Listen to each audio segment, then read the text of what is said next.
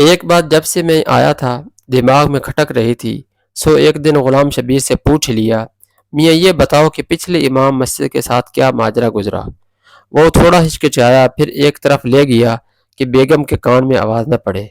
میاں جی اب کیا بتاؤں آپ کو، جوان آدمی تھے اور غیر شادی شدہ بھی، محلے میں بھلا حسن کی کیا کمی، بس دل آ گیا کہ لڑکی پہ۔ لڑکی کے دلال بھلا کہاں جانے دیتے تھے سونے کی چڑیا کو۔ پہلے تو انہوں نے مولانا کو سمجھانے بجھانے کی کوشش کی، پھر ڈرایا دھمکایا، لیکن مولانا نے نہیں مانے۔ ایک رات لڑکی کو بھگا لے جانے کی کوشش کی، بادامی باغ اڈے پر ہی پکڑے گئے۔ ظالموں نے اتنا مارا پیٹا کہ مولانا جان سے گئے۔ غلام شبیر نے نہایت افسوس کے ساتھ ساری کہانی سنائی۔ پولیس وغیرہ، قاتل پکڑے نہیں گئے؟ میں نے گھبرا کر پوچھا۔ غلام شبیر ہنسنے لگا، کمال کرتے ہیں آپ بھی میاں جی، پولیس بھلا ان لوگوں کے چکروں میں کہاں پڑتی ہے، بس اپنا بھتہ وصول کیا اور غائب۔ اور ویسے بھی کوتوال صاحب خود اس لڑکی کے عاشقوں میں شامل تھے۔ لا حول ولا قوت الا باللہ، کہاں اس جہنم میں پھنس گئے۔ میں یہ سب سن کر سخت پریشان ہوا۔ آپ کیوں فکر کرتے ہیں میاں جی، بس چپ کر کے نماز پڑھیں اور پڑھائیں۔ دن کے وقت کچھ بچے آ جایا کریں گے، ان کو قرآن پڑھا دے، باقی بس اپنے کام سے کام رکھیں گے تو کوئی تنگ نہیں کرتا۔ بلکہ مسجد کا امام اچھا ہو تو گناہوں کی اس بستی میں لوگ صرف عزت کرتے ہیں۔ غلام شبیر نے میری معلومات میں اضافہ کرتے ہوئے بتایا تو میری جان میں جان آئی۔ انہی شروع کے ایام میں ایک واقعہ ہوا۔ پہلے دن ہی دوپہر کے کھانے کا وقت ہوا تو دروازے پہ کسی نے دستک دی۔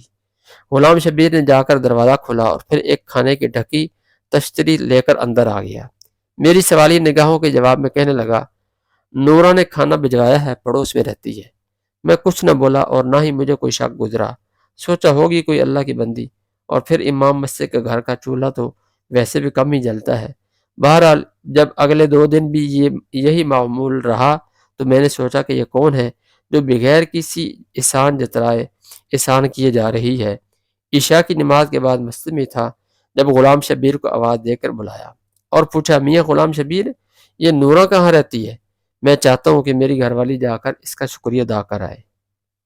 غلام شبیر کے تو اوسان خطا ہو گیا یہ سن کر۔ میاں جی بی بی نہیں جا سکتی وہاں۔ میں نے حیرانی سے مزید استفسار کیا تو گویا غلام شبیر نے پہاڑ ہی توڑ دیا میرے سر پہ۔ میاں جی اس کا پورا نام تو پتہ نہیں کیا ہے، مگر سب اس کو نورا کنجری کے نام سے جانتے ہیں۔ پیشہ کرتی ہے جی، پیشہ کرتی ہے، یعنی طوائف ہے، اور تم ہمیں اس کے ہاتھ کا کھلاتے رہے ہو۔ استغفر اللہ استغفر اللہ۔ غلام شبیر کچھ شرمسار ہوا۔ میرا غصہ دیکھ کر تھوڑی دیر بعد ہمت کر کے بولا، میاں جی یہاں تو سب ایسے ہی لوگ رہتے ہیں، ان کا ہاتھ کا نہیں کھائیں گے تو مستقل چولہا جلانا پڑے گا، جو آپ کی تنخواہ میں ممکن نہیں۔ یہ سن کر میرا غصہ اور تیز ہو گیا۔ ہم شریف لوگ ہیں غلام شبیر، بھوکے مر جائیں گے مگر طوائف کے گھر کا نہیں کھائیں گے۔ میرے تیور دیکھ کر غلام شبیر کچھ نہ بولا، مگر اس دن کے بعد سے نورا کنجری کے گھر سے کھانا کبھی نہ آیا۔ جس مسجد کا میں امام تھا، عجیب بات یہ تھی کہ اس کا کوئی نام نہیں تھا، بس طبی مسجد کے نام سے مشہور تھی۔ ایک دن میں نے غلام شبیر سے پوچھا کہ میاں نام کیا ہے اس مسجد کا؟ وہ ہنس کر بولا، میاں جی اللہ کے گھر کا کیا نام رکھنا، پھر بھی کوئی تو نام ہوگا، سب مسجدوں کا ہوتا ہے۔ میں کچھ غصیانہ ہو کر بولا، بس میاں جی بہت نام رکھے، جس فرقے کا مولوی آتا ہے پچھلا نام تبدیل کر کے نیا رکھ دیتا ہے، آپ ہی کوئی اچھا سا نام رکھ دیں۔ وہ سر کھجاتا وہ بولا۔ میں سوچ میں پڑ گیا، گناہوں کی اس بستی میں اس واحد مسجد کا کیا نام رکھا جائے مسجد کا؟ ہاں موتی مسجد ٹھیک رہے گا، گناہوں کے کیچڑ میں چمکتا پاک صاف موتی۔ دل ہی دل میں نے مسجد کے نام کا فیصلہ کیا اور اپنی پسند کو داد دیتا اندر کی طرف جانے بڑھ گیا، جہاں بیوی کھانا لگائے میری منتظر تھی۔ اب بات ہو جائے قرآن پاک پڑھنے والے بچوں کی، تعداد میں 11 تھے اور سب کے سب لڑکے، ملی جلی عمروں کے، 5 سے 11-12 سال کی عمر کے۔ تھوڑے شرارتی ضرور تھے مگر اچھے بچے تھے، نہا دھو کے اور صاف ستھرے کپڑے پہن کے آتے تھے۔ 2 گھنٹے سپارہ پڑھتے تھے اور پھر باہر گلی میں کھیلنے نکل جاتے۔ کون تھے، کس کی اولاد تھے، نہ میں نے کبھی پوچھا نہ کسی نے بتایا۔ لیکن پھر ایک دن غضب ہو گیا۔ قرآن پاک پڑھنے والے بچوں میں ایک بچہ نبیل نام کا تھا۔ یوں تو اس میں کوئی خاص بات نہ تھی، لیکن بس تھوڑا زیادہ شرارتی تھا۔